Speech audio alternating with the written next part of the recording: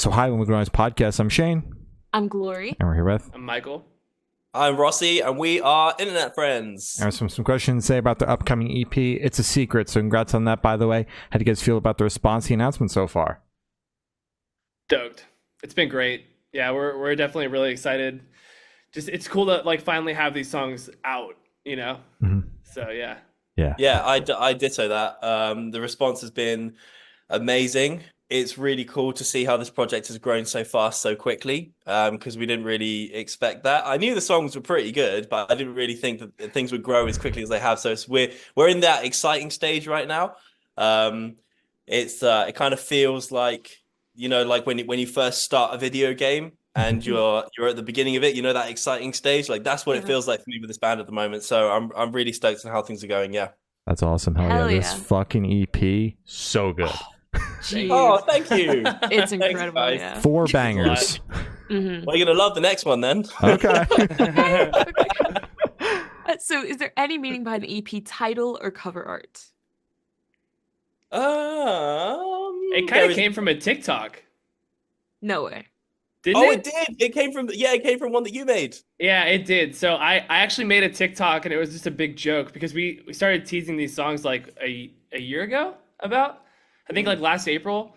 And yeah, I made this like goofy video kind of like just talking about how like, you know, we're a pop punk band called Internet FReNDz, and like no one knows about us because we like haven't put any music out or told anybody we existed. We kind of like soft launched the band on like TikTok. Mm-hmm. So at the end of it, I did this like, I like shushed the camera and I turned and I said, "It's a secret." And then Ross was like, that could be the EP thing. That could be the title. That's how that happened. Yeah. We've actually never spoken about that, but yeah, I think you're right. That's what happened. Yeah. Yeah. Love that. Holy shit! You just knew it when it happened. Yeah. Yeah. I mean, I don't think I'm not the kind of person, and I probably speak for both of us. Michael can tell me if I'm wrong, but I don't really think too hard about these things. Like if something feels right, just go with it. Do you know what I mean? Yeah. I don't like Absolutely. if you put too much thought into it, it becomes like I'm just not into that. It's just like it's a secret. That's a cool name. Let's go with that. Yeah. It was sick. It worked out too because again, we literally like didn't tell anybody we were a band. We just started like throwing stuff out on the internet, and it literally felt like a secret band for a bit. It felt like a secret club for the people that like stumbled upon it. Mm. So I don't know. I think it just kind of works out. Yeah. It fits. Yeah. Fitting for the debut EP of the project. Right. I love it. Yeah. Any meaning behind the cover art? Mm-hmm. None whatsoever. that was just a cool photo we took. Fair enough. Yeah. All right. No, we worked with one of my favorite rock photographers for that cover art. His name is Nathan James. I'm not sure if you've heard of him or not, but shout out Nathan James. You should go check out his Instagram. He's actually an artist. Like he does like new metal stuff himself. I was going to say that name sounds familiar because he's going out with Falling in Reverse. Yep. Yeah. He's been out with Falling in Reverse. Yeah. His music's great. But I don't know if I think the photography came first. I'm not sure, but he's the guy. He's kind of like the go-to guy at the moment. He's done a lot for Avril Lavigne. He's done a lot for. He did the Tickets to My Downfall cover for MGK. He's done Girlfriends. He's just really, really good. So I didn't think we could like afford it, and like we reached out to him, and he actually called me, and it was like 6 a.m. in Australia, and I was like, "What's going on?" And he's like, "What's up, dog?" I'm like, "Oh shit, okay." And since then I think we've become friends, and we knew for the cover art we wanted all of our cover art to be really bright and colorful, because I think that reflects who me and Michael are. We're just, you know, two goofy dudes, I guess. And Nathan was like, well, if you come to my place, I've got all these colorful backgrounds, so let's just mess around and see what happens. And then there was that one photo where I'm kind of like covering my ears because it goes with It's a Secret. We were just like, that's the cover art. So perfect. Hell yeah. Wonderful. So can you guys tell us a little bit about your writing process for this EP? The writing process for the EP. So I'll preface this by saying, like, mine and Michael's roles in the band at the moment is I'm kind of like the goalkeeper. Michael's kind of like the goal scorer. Mm-hmm. So I do more of the songwriting, and Michael looks after the socials and sings the songs and stuff. I look forward to the day where we write together because Michael's a great writer. But for the last 2 years, I've spent a lot of time just writing songs. So we've got well over 100 in the bank. Goddamn. And they're all bangers, might I say. Okay. So the writing process for this EP was it's the same. I do the same thing almost every day. I go to the gym, I come back, I have my breakfast, I have a shower, and then I sit down with my guitar in front of Netflix, and I just kind of aimlessly just fiddle around on my guitar whilst watching Netflix. And if something comes to me within 20 minutes, then I usually pause Netflix, and usually I'll get a song out of that in like 3 or 4 hours. So I write everything really, really quickly. And if nothing happens, then I just put the guitar down and I do something different and I try again the next day. That's my writing process. But I guess the interesting thing I can tell you for this EP was that I didn't want to release the best stuff that we have first, because if we put out the best stuff, then it's like, how do we follow it up? Then there's a lot of pressure to be like, oh, we got to make something better. Yeah. So I knew that the 4 songs we picked for this first EP were good, but I didn't think they were as good as they were until we came away from working with the producer we worked with on this EP called Matt Squire. So I went in thinking like, oh, we're going to get 4 great songs out of this, but we came out and I was like, oh my God, like that's what a producer does. Yeah. Like Matt turned Forever into this kind of half-assed okay pop punk song into this banger, and so I didn't realize the songs were as good as they were until Matt got hold of them, is what I'm trying to say. Yeah. Mm-hmm. Absolutely. So you said when you're basically, I like to think of it when after you said it, you're just kind of like sitting there for 20 minutes in front of Netflix, like fishing for a song, basically just That's waiting it. to kind of Fishing's reel the word, it in. dude. Yeah, that's fucking awesome. So you said like in that time you finally catch one. 3 to 4 hours, is it a fully fleshed out song, or is it like instrumentals? Is it just lyrics? Like, what are you writing in that 3 to 4 hours to make it a song? I'd say 9 times out of 10, it's a fully fleshed out song. Jeez. I think the best songs that I've written are the ones that feel like I haven't written them. Like they kind of just drop out the sky and they come from somewhere else. I don't know. I know that's really weird and hippie to say, but I don't have another explanation for it. The ones that I think the ones that feel like I've had to work for them and I've taken like a whole day trying to write them, or even maybe I've just done the instrumental in a day and then come back a week later or a month later and gone, oh, I forgot about that. I'll write some lyrics for that. Those are the ones that they're okay. Do you know what I mean? But the best ones always just drop out of the sky. And I love that you used the word fishing. Because that's an analogy that I use. Like what it's probably not true, but what helps me write songs is to think of it like fishing. And I think that there are loads of songs just floating around in the sky, and you go fishing. Some days you catch one, and some days you don't. It might be in the bathroom. It might be in the living room. You might have to change, and it might be in the bedroom. You know what I mean? Yeah. Obviously, that is completely crazy. I know what that sounds like. But it helps me do it. Do you know what I mean? Yeah. I can't remember what song he was talking about. Because I'm not like a huge Bob Dylan fan, but I know there's a famous quote from Bob Dylan that listeners to this podcast can go and look up, where he said, an interviewer asks him, like, how did you write this song? And he's talking about one of his biggest songs. And Bob Dylan's answer was amazing. He just said, I left the window open. And that has always resonated with me. Do you know what I mean? Yeah. But that's the writing process for me. Gotcha. Hell yeah. Hell yeah. It's fucking awesome. So what song off this EP took longest to write, and which one is each of your own personal favorite? What is it? What Warning Signs was written when I was blackout drunk. All right. I think, yeah. So I think that, I mean, if you go and look at the lyrics, like, it makes sense. I think that was written in about 2 or 3 hours. So Obvious is a bit of an anomaly. That one was written in like an hour, but that's my least favorite on the EP. I think it's good, but it's my least favorite. Achilles Heel probably took that's the next single that's coming out in a couple of weeks. Achilles Heel probably took a few days to write that one actually. But my favorite one is Forever for sure, and that was one that came really, really quickly. Yeah, I would say the same thing for me. Forever is my favorite. I actually really like So Obvious. Like I've always been like, and it's funny too because even our producers are like, "That's a good song," and Ross is like, "I don't like that one that much." You know what I mean? It's always funny how that works out. You know? Yeah. But I always heard it and I was like, man, these like, especially like for me, the verses of that song are just really cool and like super catchy and like doing the video for it was a lot of fun. So yeah, those two are my favorites. But I would say like if I were to show somebody the band at like a first glance, I would say Forever is like the track I would show them. Hell yeah. So for this question, I want you guys to pick your favorite lyric off this EP and tell us the meaning behind it. Do you want to go first, Michael? I'll tell you what my favorite one, the one that it just hits me really hard is it's off Achilles Heel and it says, "I'm way too young to reminisce."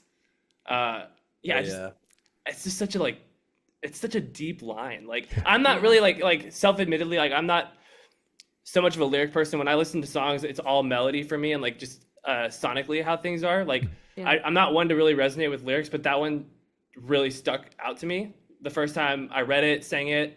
Ross came over to the house. He like flew from Australia to Austin, Texas when we first did the EP just to like track everything out. And I remember him showing me all those songs for the first time, and that line, even singing it, I was like, oh, this like hits me real deep. Yeah. I'm glad that you said that because I've always felt like a little strange being like, I'm more so about like how the song itself makes me feel and not so much resonating with the lyrics. Like there are songs where I'm like, holy fuck, that cuts deep, but it's more so what the instrumentals in the song are doing to make me feel that way, not the lyrics themselves. 100%. I think sounds like a lot of times like when songs like literally give me chills, it's like the sound that gave me that, not so much like the content. But that's how I listen to things. Hell yeah. I 100% agree with you guys and especially you, Shane. Like for me, the melody is everything. It's the most important part of the song. I like because lyrics are cool. And sometimes I'll write something where I'm like, oh, that was quite poetic. I didn't realize I had that in me. And then other times I'm just like, it doesn't mean anything. It just sounds cool. Do you know what I mean? Yeah. But if I think about all of my favorite songs ever, I don't care what the lyrics are. Do you know what I mean? Yeah. Like my favorite song of all time is a song called "Don't Look Back in Anger" by Oasis. And if you read it, like no one knows what that's about. Do you know what I mean? but every time that chorus hits, the goosebumps go up on the arms. Do you know what I mean? And I think that's really cool. Like that a song like how do I put this? I think there are some songs that I've written and some songs that other people write where you can't help but take in what they're saying in the lyrics, and you know it's so obvious what they're about, right? And that's cool.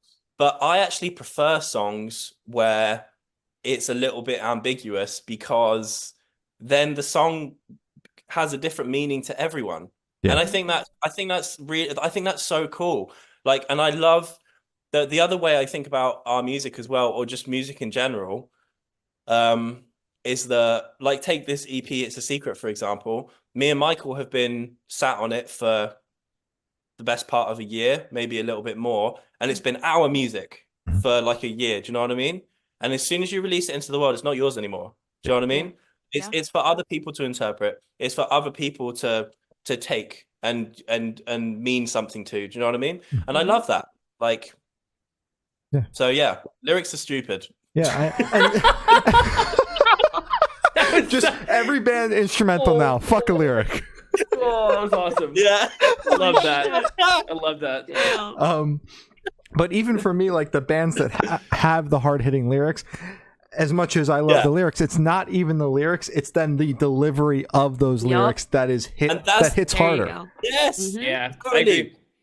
I 100% agree, and this gives me a great opportunity to tell you how amazing Michael is. Like, I will fight anyone that says there is a better singer in pop punk than Michael at the moment. Like, I will fight you. Like, my songs are great, but they would mean nothing if they were delivered by someone else. Mm-hmm. Do you know what I mean? Yeah. And think of like, there's got to be other examples of other bands like Adele, like Someone Like You by Adele. Imagine if flipping, I don't know, the guy from Maroon 5 sung that. Like, it'd be a great, do you know what I mean? Yeah. It's a great song, but but like 50% of the success is in the delivery. Mm-hmm. You know? Absolutely. Yeah. Now, all that to say, fuck lyrics, but what's your favorite off of the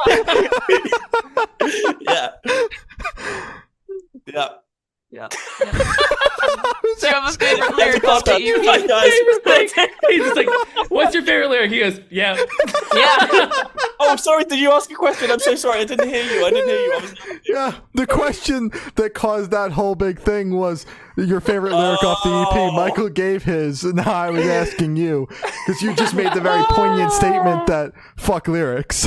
Oh, I'm sorry. It's okay. It's early in Australia. I only woke up half an hour ago. I'm sorry. It's okay. You're doing great. All right. Reset. Just reset.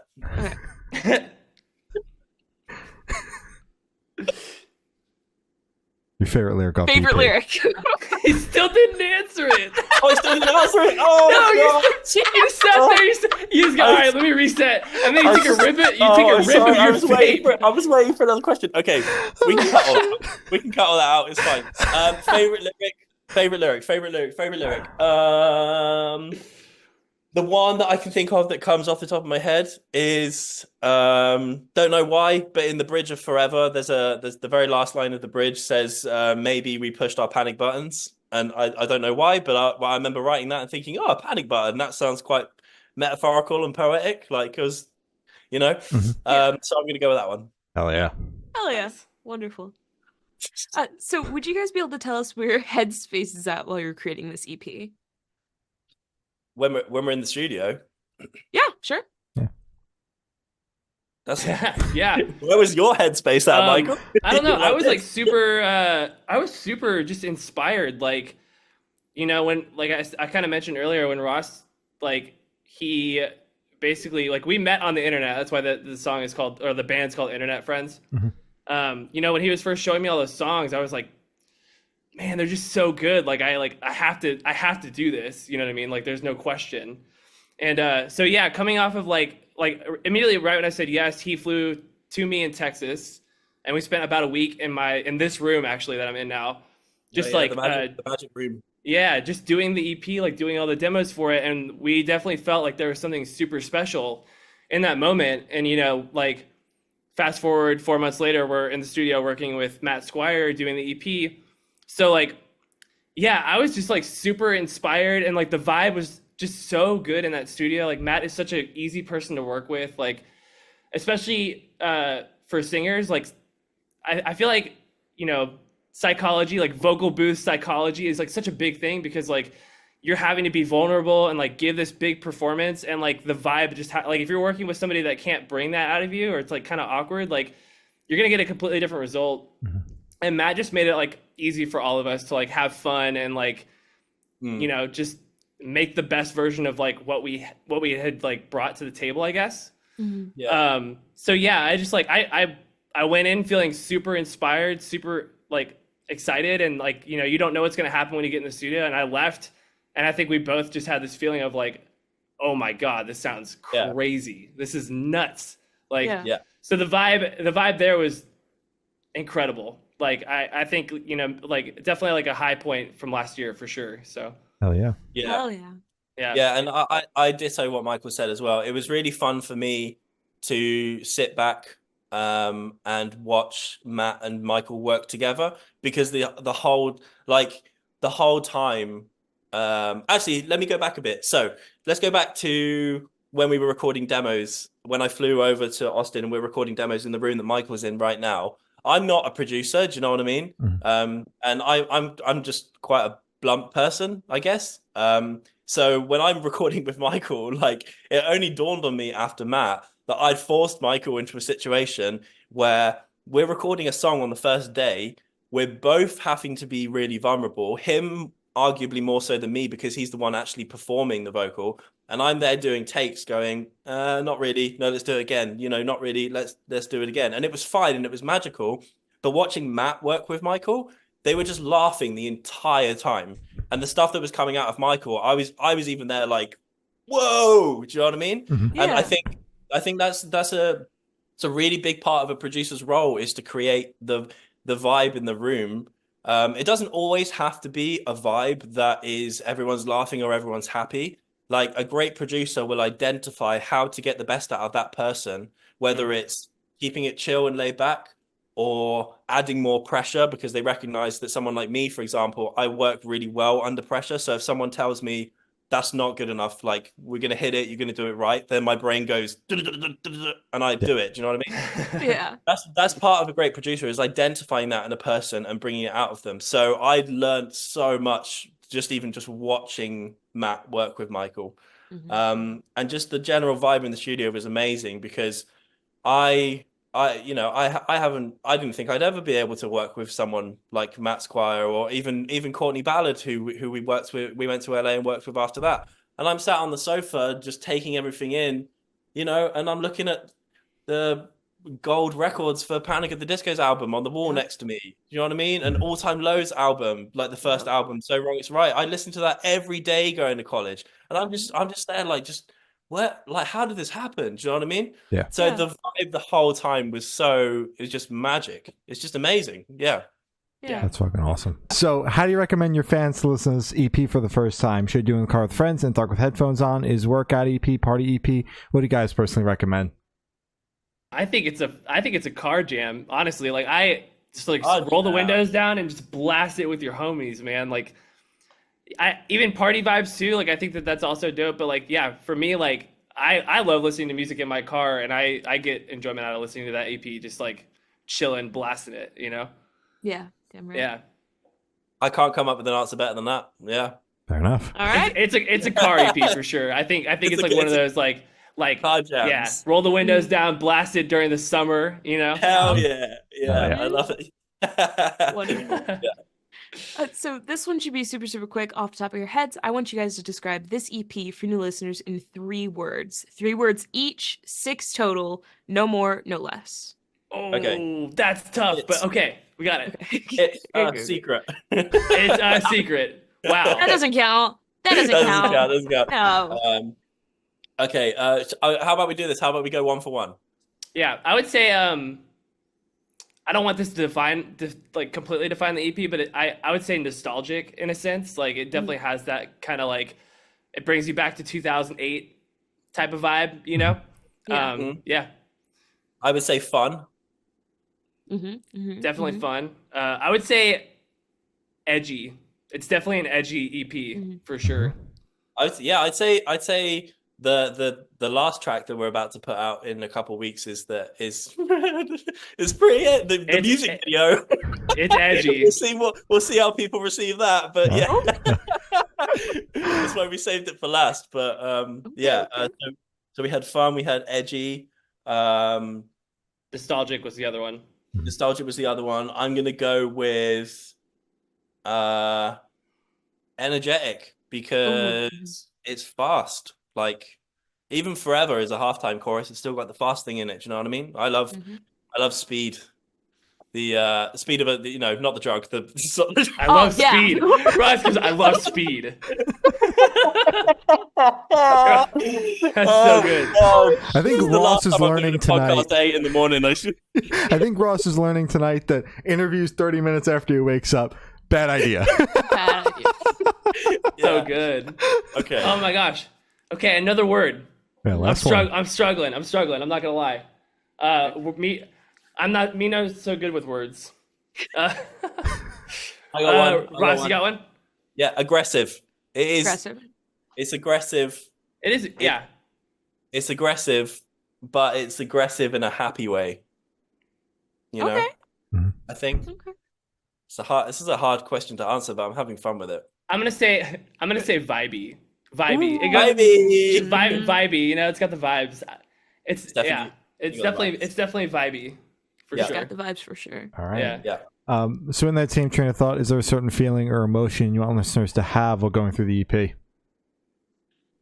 Not really. I think I'll kind of touch on the word nostalgic. I think for us, we get a lot of comments and quite a lot of DMs using the word nostalgic and saying things like, "Whoa, it feels like the 2000s again." And while that's a really amazing compliment to receive, and we love that, I think like it's clear to us that our mission is bigger than that. If all we can do is create something nostalgic that older people are gonna, love, then I don't think we've really fulfilled our mission. Our mission is not just to create something nostalgic. Our mission, we're not here to like reinvent the wheel. Like at the end of the day, I don't think, vocals, drums, guitar, and bass is ever going to go out of fashion. Like that's the core of a band. And great songs are everything. But if all we can be is something that's nostalgic to people, then we haven't done our job. Our job is to try and transcend that and hopefully get younger people involved and inspire people to start bands. Like pick up a guitar instead of a pair of CDJs. You know what I mean? Try something different. So In the background. yeah. Yeah. I was gonna say, like, to add to that, like, I feel like, when I say nostalgic, I hope that this EP like triggers that feeling in like people that have been in the scene in a while. But I think it'd be sick if we were like kind of a gateway band for people. You know what I mean? To like kind of get into the genre, like people that wouldn't necessarily listen to this stuff. Like maybe we could be that band that they like, that like kind of makes them curious and like want to listen to other things, and then we open that like, that whole space for somebody. Like that would be sick. That'd be really cool. Totally. Yeah, that'd be an awesome place to be. Yeah. So I think that the songs could be that for people for sure. So I agree. For sure, yeah. Yeah. Oh yeah. Wonderful. So for this question, I want you guys to picture you're on tour, you're at a gas station for a rest stop. What is your snack of choice? Oh, that's good. I'll say it, but it's not my favorite. It's just out of necessity. It's those Lenny and Larry's like vegan cookies, like the protein cookies. Oh yeah. Yeah, because I'm vegan, and a lot of times, like, sometimes they're limited, and sometimes like that's like a good way to get some quick protein in. But it's not my favorite, but I just do it. You know what I mean? Sometimes I'm like, all right, that sounds fine. I'll take that. But maybe either that or like some salt and vinegar chips would be the other one. Ooh, damn. Salt and vinegar chips are like, they just slap. Oh, Yeah. absolutely. Oh yeah. Michael, can you guess what mine would be? Beef jerky. No, but that's a great answer. No. I thought I was right. No, it should be, because I've eaten so much that like last week in the studio. 7-Eleven pizza. Yes, there you go. You got it. Yeah. I don't. Gas I don't station know, pizza? I keep forgetting don't that's a know. thing.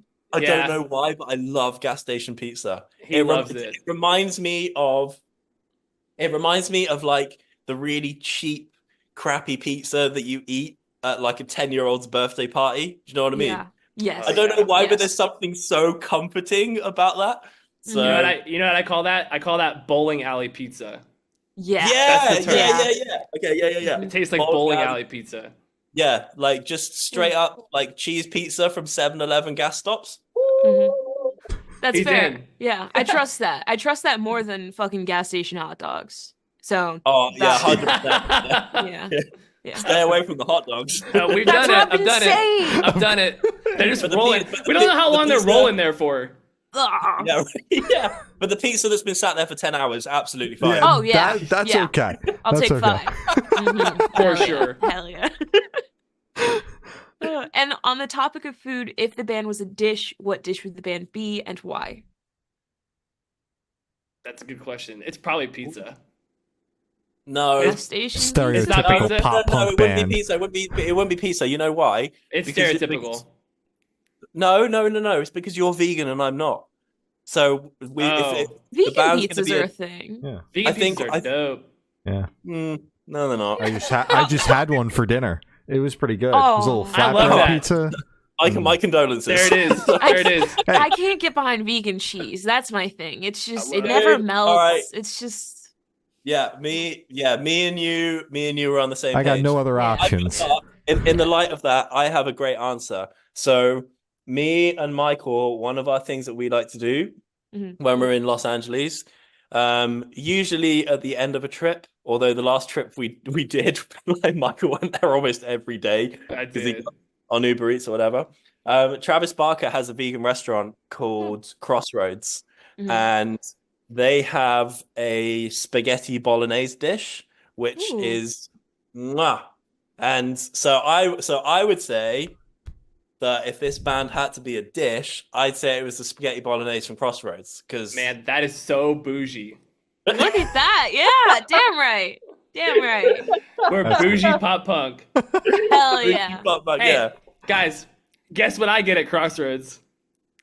It's pizza. It's pizza. It's Yeah, it's pizza. fucking vegan It's pizza. fucking pizza. Yeah. So It's- Is it good that you're shaking your head? hell now, yeah, so, it's yeah. great. No. It is Mixed reviews. fantastic. It's No, it's not. fantastic. No, I've it's eaten a not. lot of vegan pizza, man. It's good. You've just It's a spent good one. so much time being a vegan, you've forgotten what real cheese tastes like. That's all.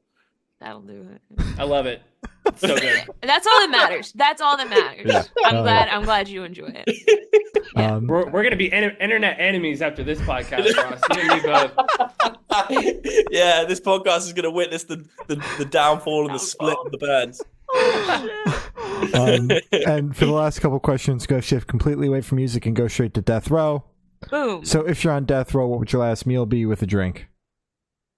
Oh, that's so Oh. hard. Oh man, there are so many meals running through my head right now. And none of them are Last vegan. meal. Last And meal. none of them are vegan. No, they're definitely not vegan. I think I know what Ross's would be. Go on. They would just have to take you to Gayakaku and eat like endless amounts of meat. Yeah, you're totally right. There's a place in Los Angeles. I'm not sure if it's only in California or if it's also across America. It's a place called Gayakaku. It's not Korean barbecue, but it's Japanese barbecue. So it's like slightly different marinades. And that is my absolute favorite food on the entire planet. So Michael is right. Michael's right. I would have the biggest pile of Japanese barbecue ever. Yeah, I'm boring. I'm like obsessed with these like I'm obsessed with these. You probably have a sandwich from Whole Foods. Well, okay. Just buckle up. I would have a sandwich, Okay. but it would just be a breakfast sandwich with again some salt and vinegar chips. It'd be Okay. a tofu bacon and cheese breakfast sandwich on like a ciabatta roll with some Serrano salt and vinegar chips from Siete. I've been eating this a lot lately. This is like my meal. Your go-to. And yeah. For a drink, it's probably Liquid Death. Nice. Honestly, just a Metal. tall can of it. Sparkling or still? Yeah. No, sparkling for sure. Sparkling. Okay. Sparkling. And Ross, I would just like to say Whole Foods got great vegan pizza.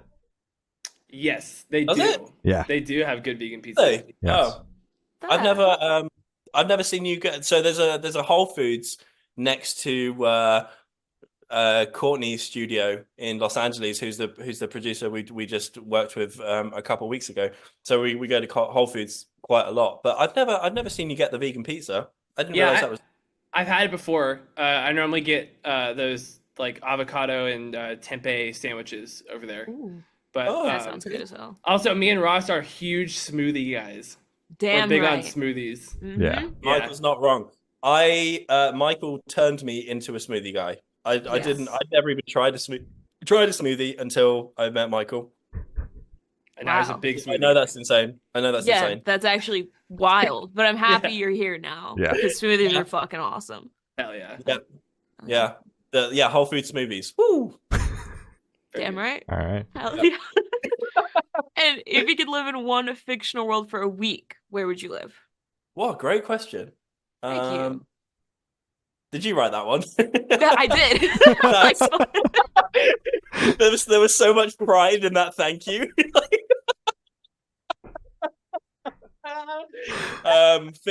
Fictional world. Oh, it's got to be Star Wars. I'd live in Star Wars. Damn right. I got a Star Wars tattoo here. Oh, I'm a big Star Wars nerd. Yeah, so I'd live in the Star Wars world, probably around the time of Return of the Jedi, where Luke has the black suit and the green lightsaber. I think that's so. I'd be somewhere in. I'd be an Ewok. That's what I'd be. I'd be one of those little bears. Yeah. Well, yeah.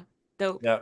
I'm gonna attach onto Ross's answer because I'm not too big into movies or like anything like that. So, but I did grow up on Star Wars. I did really love Star Wars growing up. So, hell yeah. I'll be there with you, dude. Internet friends still exist in the Star Wars space. Oh, a little Ewok version. Oh. Perfect. Yeah. And I've done of asking the last question. Every single person that we've spoken to have said that it is the most important question. What's your favorite color? It's purple. Specifically like the more pastel, like lavender looking, like kind of that color to me is just like, it's been my favorite for so long. I don't know. It's so like calming. Yeah. I have two, depending on what the color's used for. My favorite color is also purple, but it's royal purple. But I only like looking at it. I don't like wearing purple or anything, or buying products or anything that is purple.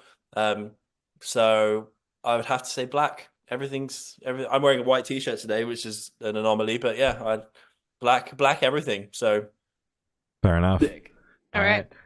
So as I said, that's all the questions you have today. Is there anything that you'd like to plug? Well, the EP's coming out, so that's sick. There you go. Yeah, we've got I'm not sure when this podcast is going to go live, but in a couple of weeks we are putting out the last track on the EP, and then a couple of days after that, everything will be recompiled into the actual EP that comes out. A couple of weeks after that, all of the acoustic and the piano versions that everyone on TikTok has been asking for will be on Spotify and Apple Music. And then that'll be our first EP campaign done. And then they'll just live out in the universe. I like to use the analogy of like planting seeds. So we're just like all these little songs we're putting out there, we're planting seeds, and we just watch them grow forever and see what happens. We haven't spoken about this, so maybe this is a little exclusive for the podcast, but after the EP, we've got a couple covers that we're going to put out. So I'm pretty excited for those. Nice. And that we always record two, and it's always the same. It's one that I pick, which like no one knows, and then there's one that Michael picks, which is like a pop banger. So yeah. So there's probably going to be one that people don't care about, and there's going to be one that everyone loves because Michael picked it. So love it. The covers to come out. I'm a tastemaker, guys. Great.